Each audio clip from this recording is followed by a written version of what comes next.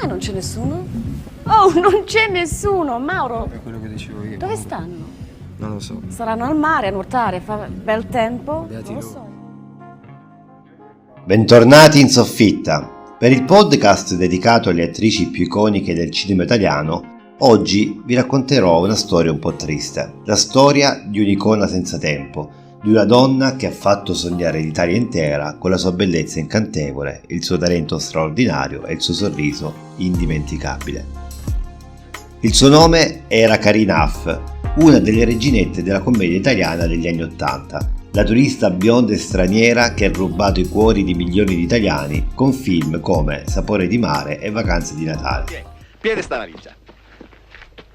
Roberto, aspetta, anch'io voglio conoscere la signora Fusilli.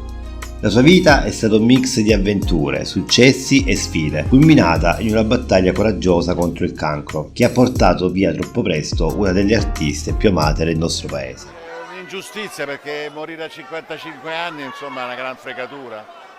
Mi è dispiaciuto perché era una brava donna. Se ti sei perso una puntata del podcast, ti lascio il link nella descrizione del video. Iscriviti per rimanere sempre aggiornato sui miei contenuti.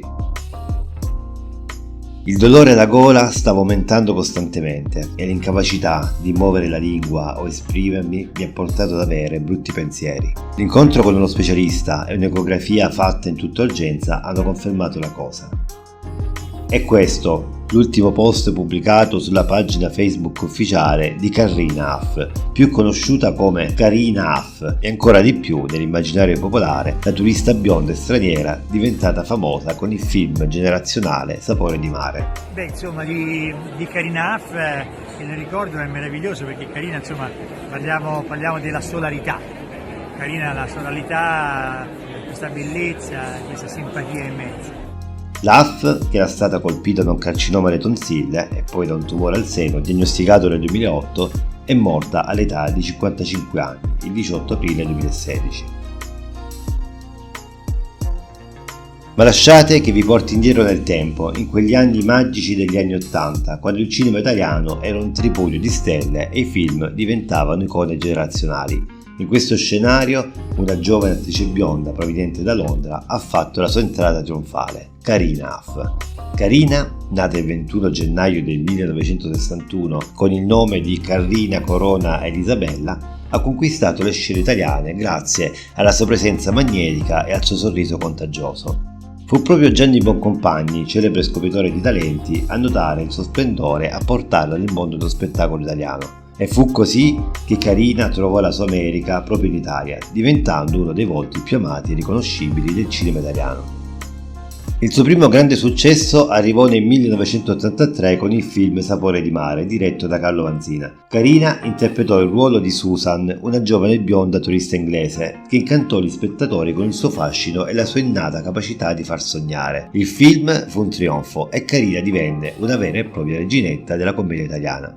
Ma non si fermò qui. Carina brillò anche nel film Vacanze di Natale, dove interpretò il personaggio di Samantha, un'affascinante americana di Pittsburgh. La sua bellezza straordinaria e la sua bravura sullo schermo la resero un'icona del cinema italiano e il pubblico non poteva fare a meno di amarla. Per il weekend mi porta a San Moritz, poi a Stad e forse a febbraio al Carnevale di Rio.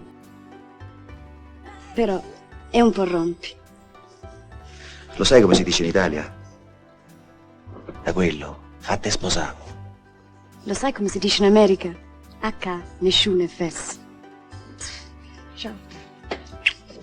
Ciao. Nel 1989 apparve in 2 episodi televisivi di Italia 1 Classe di Ferro e dopo qualche altro piccolo ruolo in pellicole di genere horror come Il gatto nero di Luigi Cozzi e Voci dal profondo per la regia di Lucio Fulci, abbandonò il cinema e dopo la fine del suo matrimonio con un italiano fece ritorno a Londra con il figlio Alessandro Corona, Alex, dove divenne un insegnante. Ma la vita di Carina non fu solo successo e gloria. Nel corso degli anni dovette affrontare sfide personali molto difficili. Nel 2008 le fu diagnosticato un carcinoma alle tonsille, seguito da un tumore al seno. Nonostante la malattia, Carina non si arrese mai, lottando con tutte le sue forze e mostrando al mondo il suo coraggio e la sua determinazione. Purtroppo il destino crudele l'ha portata via troppo presto, quando aveva solo 55 anni. Il 18 aprile 2016 il cancro ha tolto Carina Haff al mondo, lasciando un vuoto immenso nel cuore degli italiani e dei suoi numerosi fan sparsi per il mondo. Karina Huff resterà per sempre nei nostri cuori come un'artista straordinaria, una donna affascinante e una fonte di ispirazione per la sua resilienza e la sua gioia di vivere. Anche nella battaglia contro il cancro, Karina ha mostrato una forza interiore che ha commosso e ammirato tutti coloro che hanno avuto il privilegio di conoscerla. Questo è bellissimo, così poetico. Sarà un giorno speciale, mi ha detto. Un giorno di un evento straordinario. Quando ripasserà la commedia di Halle, mi ha detto.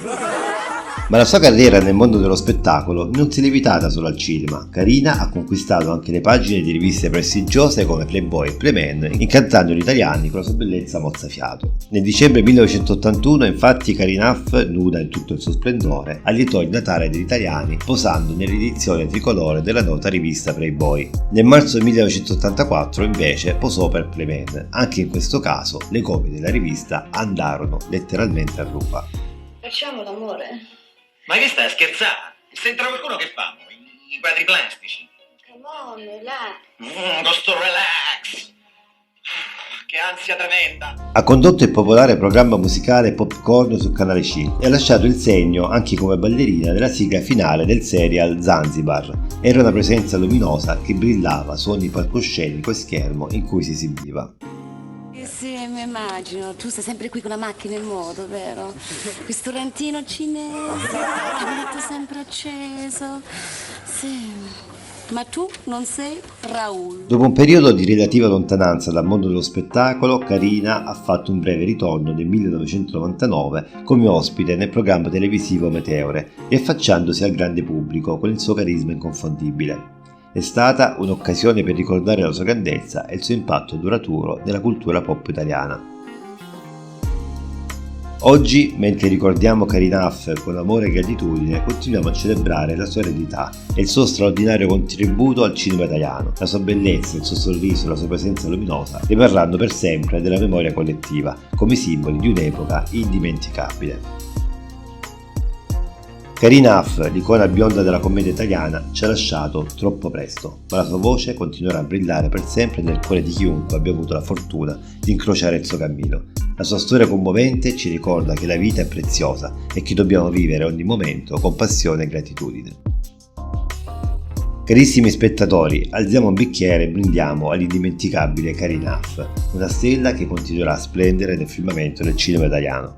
Che il suo sorriso ci ispiri sempre e che il suo ricordo rimanga vivo nella storia del nostro paese.